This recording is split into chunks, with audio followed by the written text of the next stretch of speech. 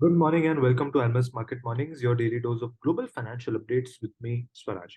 We had a host of economic data which led to some recovery in the USD, but what's interesting is again the mixed scenario currently facing the market. And JK touched upon this yesterday as well.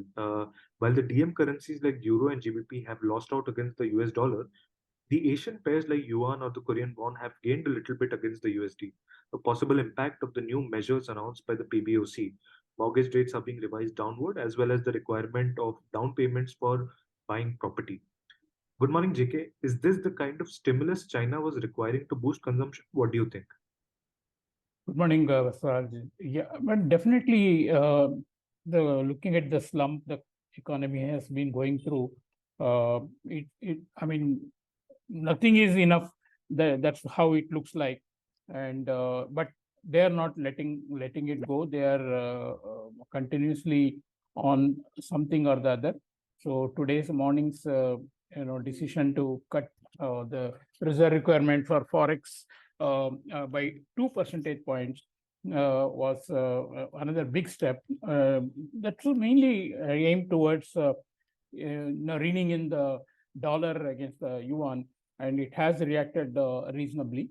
Overall, the focus is now as much on central bankers as it is on the data. Of course, on the data side, yesterday we had the Eurozone CPI that came at 0.6% against the expected 0.4%. But it was not such a great shock. That was a month-on-month increase, whereas the year-on-year was at 5.3 against 5.1 expected. But the good part was that the core inflation fell from 5.5 to 5.3. That was good news. On the US side, we had the PC deflator that rose by 0.2% expected, lifting the annual rate to 4.3 from 4.2. All of them were actually in line with the expectation, and therefore there was no shock for the market as far as the US inflation scenario is concerned. But the good part of the US data was that the personal income was the personal consumption rose even as the personal income decreased, and the consumer spending was at 0.8% versus 0.6% per month. And that is the strongest monthly spending gain since January. But the caveat is that it may not be sustainable due to the emerging conditions like households are drawing down excess savings accumulated during COVID-19, student debt repayments resume in October for millions of Americans, and higher borrowing costs could make it harder for consumers. Already, there's a situation where people may be hitting their limits on the credit cards, and these could be, something that could come in the way of consumer spending, keeping up the current pace. But the real surprise came from Chicago PMI.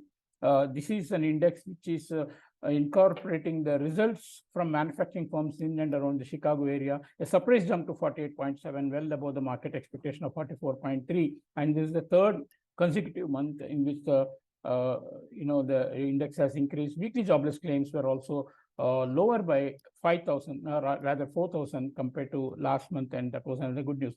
But all of this was overshadowed by some of the central bankers' statements that was actually influencing the market. And in the side of Europe, we had one of the ECB members, Mr. Gundos, who said that ECB was at the finishing stretch of the hiking process, and that the rate decision in September was still up for debate. He also said that the latest data from July and August pointed towards economic deceleration in Q3 and probably Q4 as well. Then we had the Bank of England chief economist Pill, who did not say that they are done with rate hikes. There could still be more hikes, but market drew a lot of conclusions from his references to a scenario, what he called as the Matterhorn profile, or the pyramid shape of the rate hikes. In this sense, he said the rate hikes, as they are going up, the coming down could be much faster. That's what sharply up and then heavily down. That is how we characterized. And this was actually again a dovish for medium term. Central banker, of course, from Fed Mr. Bostic also said that the rates are restrictive enough to see 2% inflation, that he would support more tightening if inflation quickens. And apart from, these statements, as a result of these statements, what we saw that the pricing for another 25 BP hike from ECB this month has come in from a little over 50% to just under 25% now. So which means that September could well be a pause, and BOE a little over 100% to now actually 90% for a hike. But there are doubts arising whether BOE will actually hike beyond 5.5% post September. And then we had, of course, the Chinese moves, which was directed towards lowering the interest rates on mortgages for first home as well as the second home buyers, and that was a big boost to the ailing property sector. This was also followed up by the rate cut on the RRR that has been announced today. Bankers in China have been reducing their rates on the property loans already. That's what the report says, and they've also cut 1-year deposit rate to 1.55% and the 2-year Yuan deposit rate to 2.85%. These are some of the measures that they have taken. And also on the heels of this, we had this CXN PMI that came at 51, back into the expansion territory from 49.2 in July. So there's a lot of central bank statement and central bank policy measures that actually has kept the market on its toes. Although we haven't seen very big market impact from these announcements, barring euro, which has actually fallen 0.7% because of the repricing on expectations of the rate hikes, and also the downbeat data on the inflation from Germany as well as from Europe, which which makes the policymakers breathe a little more easier. Other than that, today morning Chinese Yuan was seen strengthening to 7.24 initially after the announcements of a rate cut, RRR cut. But since then it has slightly bounced. But it's significant that it has been holding below 7.30 for several sessions now, and maybe we are on course for some decent correction in the pair. Although one would dare not call reversal in the USD CNH course, definitely. On the rupee, it has failed to respond to some of the favorable factors that has emerged in the last few days. Dollar index had fallen from 104.30 to 102.92.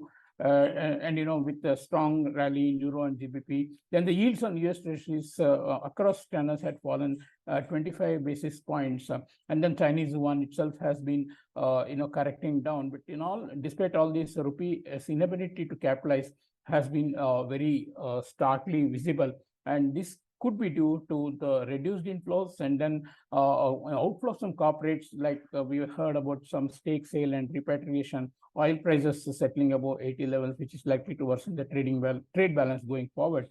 Like India's GDP growth yesterday was a positive beat at 7.8% versus 7.7% expected, and mostly driven by the capex spending, which is driven by the government. And a huge capital expenditure that the government had allocated for in the budget was telling upon the numbers, of course. But there is some skepticism as we are heading into the election period. Maybe we see more loosening in the fiscal, and possibly the impact of uneven monsoon that may tell upon the rural demand and the overall growth picture. So while the number backward looking has been good, we'll wait and see how it pans out in the next 2 quarters. Very important to see. Although official statement says that 6.5% for the full fiscal will be maintained as far as the Indian growth is concerned. So now where the rupee, I think rupee is still going to be somewhat an underperformer. Definitely the flows have dwindled, and that makes it the demand side to be slightly more influencing, although any depreciation beyond 80 to 80 is being resisted by RBI, and therefore we could be setting into 80 to 50 and 80 to 80 range for very near term. But look forward to the new trends in the coming months as the market adjusts to the new rate hike scenario, or rather the shift in policies from major central banks and how it impacts the sentiment on the risk assets. Thank you. Thank you, JK. And yesterday, it seems more than the data, it was the central banker statements which drove the market. ECB member saying that they are at a finishing stretch for the rate hike path, and there is a stark economic slowdown. It led to some repricing of the rate hike expectations for the next meeting by the ECB, which fell considerably. Now markets are currently pricing a rate pause for the ECB given the statement. On the other hand, we had a lot of Chinese stimulus measures. Of course, the triple R has been cut by 2% in an effort to curb Yuan depreciation, as well as as I mentioned earlier, the mortgage rates as well as the down payment requirements. Given all of this, what's interesting is that INR has failed to respond. Even there has been a fall in dollar index in the recent days, as well as yields. Chinese yuan has also corrected down.